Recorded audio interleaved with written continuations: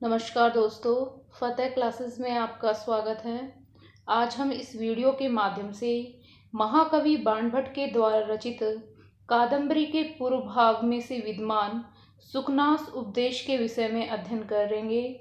यहाँ पर राजकुमार चंद्रपीड़ जब प्रधान अमात्य सुखनास के समीप जाते हैं तो वह उसे विविध प्रकार के उपदेश देते हैं। सुखनास के द्वारा चंद्रपीड़ को विविध प्रकार के उपदेश दिए जाते हैं। इसमें अनर्थों की परंपरा और उसके एक अंग नवयौवन के प्रभाव का वर्णन करते हुए सुखनास कहते हैं। तो अब हम इसके शब्दार्थ देखेंगे। गर्भ ऐश्वर्य त्वम अभिन यौवन त्वम प्रतिम रूपत्वम मानुष शक्ति त्वम चेति महत्यम खल्व अनर्थ परंपरा सर्वा। यहाँ पर इसके शब्दार्थ इस प्रकार से हैं। गर्भेश्वरत्वम, गर्भेश्वरम त्वम का अर्थ होता है बाल्यावस्था से ही ऐश्वर्यशाली होना। अभिन यौवनत्वम यानी कि नवीन, अभिन नव यौवनत्वम यानी नूतन तारुण्य से संपन्न होना या नवीन युवावस्था से संपन्न होना। रूप अमानुषम, इसके पश्चात है अप्रतिम रूपत्वम। अप्रति रूपत्वम का अर्थ होगा अलौकिक सौंदर्य का होना। यहाँ पर जो है अप्रतिम रूपत्वम यानी कि अलौकिक सौंदर्य का होना। अमानुष शक्तित्वम यानी कि लोकोत्तर सामर्थ्य का होना या अमानुषी शक्ति से संपन्न होना। महती का अर्थ होता है बहुत बड़ी। खलु यानी सचमुच में। अनर्थ परंपरा यानी आपत्तियों की पंक्ति या बुराइयों के उत्पन्न होने का कारण। सर्वा यानी सभी के लिए, संपूर्ण के लिए बताया गया है। अब इसका अनुवाद देखेंगे। गर्भेश्वरत्व यानी कि जन्मजात ही प्रभुत्व, एक नई जवानी और अतुल्य सौंदर्य और अलौकिक शक्ति के से संपन्न होना। ये सब निश्चय ही अनर्थों की बहुत बड़ी श्रृंखला है या परंपरा है। यहाँ पर जो है अनर्थ की परंपरा बताई गई है, 4 बताई गई हैं। एक तो जन्म से ही प्रभुत्वशाली होना, दूसरा नई जवानी, तीसरा है अतुलनीय सौंदर्य और चौथी है अलौकिक शक्ति से संपन्न होना। ये सब निश्चय ही जो है बहुत बड़ी अनर्थ की परंपरा है या श्रृंखला है। नेक्स्ट देखिए।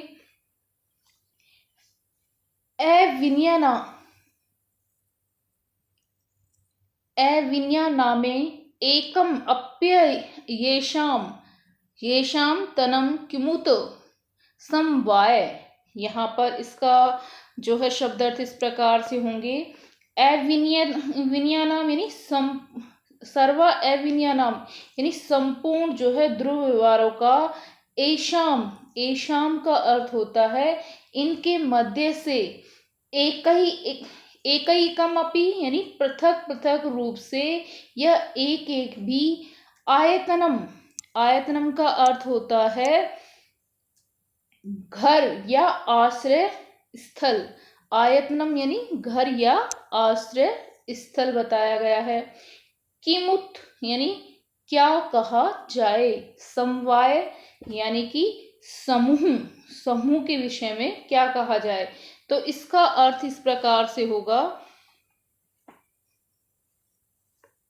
इनमें से अलग अलग के रूप में एक एक भी या पृथक पृथक भी सभी प्रकार की अविनम्रता अर्थात उद्दंडताओं की उत्पत्ति भूमि है।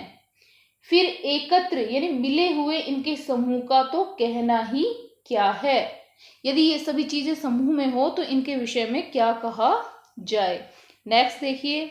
यौवन आरंभे च प्राय शास्त्र जल प्रलाक्षण निर्मलनापि कालुष्यम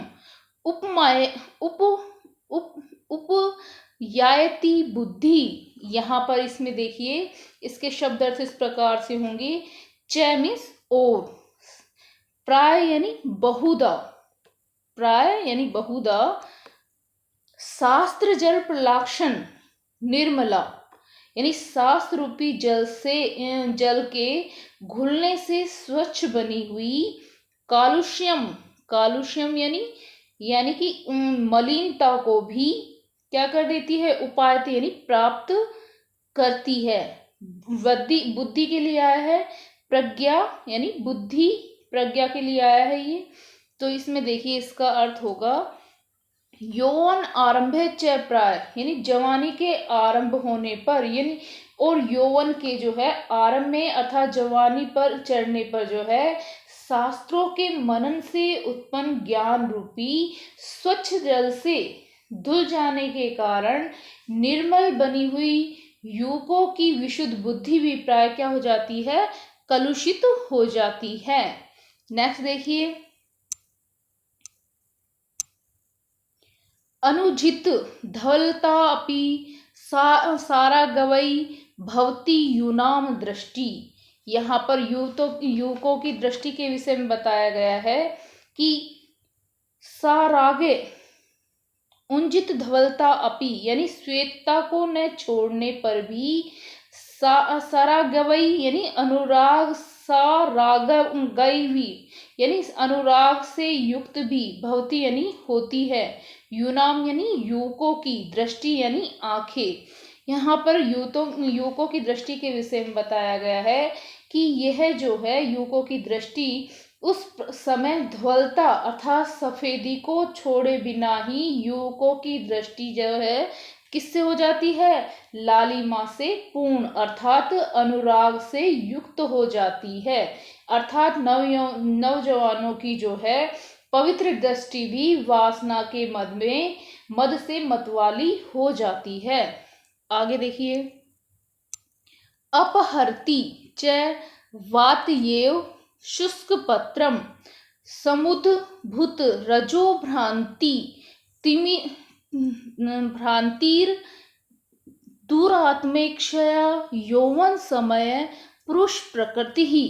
यहाँ पर जो है अपहरती च, अपहरती च का अर्थ होता है कि ले जाती है, च मीन्स और, वातयेव यानी वायु के समूह की भांति यानी बवंडर के समान जो है, शुष्क पत्रम यानी सूखे हुए पत्तों को, समुद्भूतर रजो भांति, रजो भांति यानी समुद्भूत रजो भांति, इसका अर्थ होगा कि रजोगुण के भ्रम को उत्पन्न होना या धूलि के घूमने का उत्पन्न होना, इसके विषय में बताया गया है।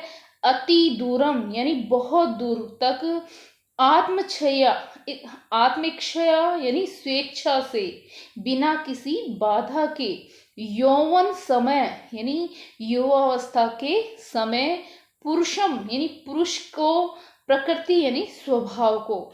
यहाँ पर जो है इसका अनुवाद इस प्रकार से होगा कि जिस प्रकार से जो ये है, जिस प्रकार चक्कर काटते हुए धूली समय से भरा हुआ बवंडर को बनाता हुआ वायु का तेज झोंका जो है सूखे पत्तों को बहुत दूर तक उड़ा ले जाता है, उसी प्रकार से रजोगुण से उत्पन्न विभ्रम या भ्रांति को पैदा करने वाली मानव की प्रकृति भी जो है युवावस्था में मनुष्य को अपनी इच्छा अनुसार अपने आप बहुत दूर तक खींच ले जाती है।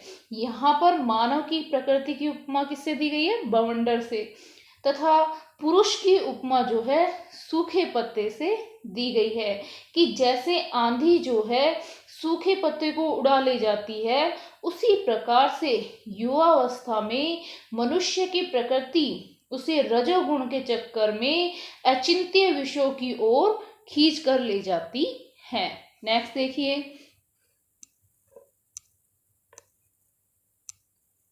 इंद्रिय हरिण हारणी च सतत दुरंते यम उपभोग मृग तृष्णिका। यहाँ पर इंद्रिय हरिण हारणी यानी कि इंद्रिय रूपी हरिणों को ले जाने वाली, सतत दुरंता यानी निरंतर दुखावसान, इयम मीन्स यह, उपभोग तृष्णा यानी कि विषय भोग रूपी मृग मरीचिका। इसका अनुवाद इस प्रकार से होगा, यहाँ पर जो है सुखनास कहते हैं कि युवावस्था के प्रारंभ में प्राणी की स्थिति उसी प्रकार की हो जाती है, ऐसी हो जाती है कि विषय भोग उसे अपनी ओर आकर्षित करके जो है गलत मार्ग की ओर ले जाते हैं। तो यहाँ पर जो है यह बताया गया है अमात्य शुकनास के द्वारा, राजकुमार की प्रशंसा करते हुए स्पष्ट किया है कि उन जैसे व्यक्ति को, जो राजकुमार हैं चंद्रापीड़, वो ही उपदेश के पात्र हैं, योग्य हैं, तो उन्हें ये उपदेश दिए जा रहे हैं। इसके विषय में कहते हुए कह रहे हैं कि इंद्रिय हरिण हारणी च सतत दुरंते यम उपभोग मृग तृष्ण का, यानी इंद्रिय रूपी हरिणों को हरने वाली वह विषय भोग रूपी मृग तृष्णा परिणाम से सदा दुख देने वाली है। नेक्स्ट देखिए, नव नव यौवन नव यौवन कृशा यितात्मनश्च शलिलानिव तान्येव विषय स्वरूपाणा आस्वादमानानि मधुरतराणा पतंती मनसः। यहाँ पर इसके शब्द अर्थ इस प्रकार से हो गए कि जो है ये इंद्रियों के विषय में बताया है कि नव यौवन कशातीत आत्मन है, यानी नवीन युवावस्था से कसेले अंतःकरण वाले जो है सलीला नीव यानी जल के समान, ता अन्य यानी वे ही, विषय स्वरूपाणी यानी भोग्य वस्तुएं, आस्वादमानानी यानी भोगी जाती हुई, मधुतराणी यानी कि अधिक मीठी, आपतंती यानी प्रतीत होती है।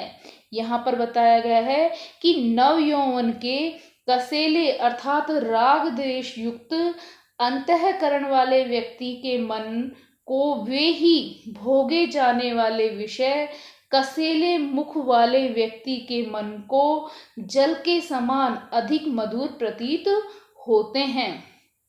नेक्स्ट देखिए, और यहाँ पर कहा गया है नाश्यति च दिंग मोहो इवोन्मार्ग प्रवर्तके पुरुष अत्यासंगे विशेषु, यानी कि इसके विषय में बताया है कि ये जो है ना इंद्रियां, इनके विषय में बताते हुए कहता है कि पुरुषम यानी मनुष्य को अत्यासंगे यानी अत्यधिक आसक्ति के द्वारा, विशेषु यानी माला चंदन स्त्री भोग वस्तुओं में, इन सब के विषय में बताया है कि ये जो इंद्रियां हैं ये क्या करती हैं, कुमार की ओर ले जाने वाला दिशा भ्रम की भांति अर्थात कुमार की ओर ले जाने वाले विषयों में अत्यधिक लगाव पुरुष को नष्ट कर देता है, इसके विषय में यहाँ बताया गया है।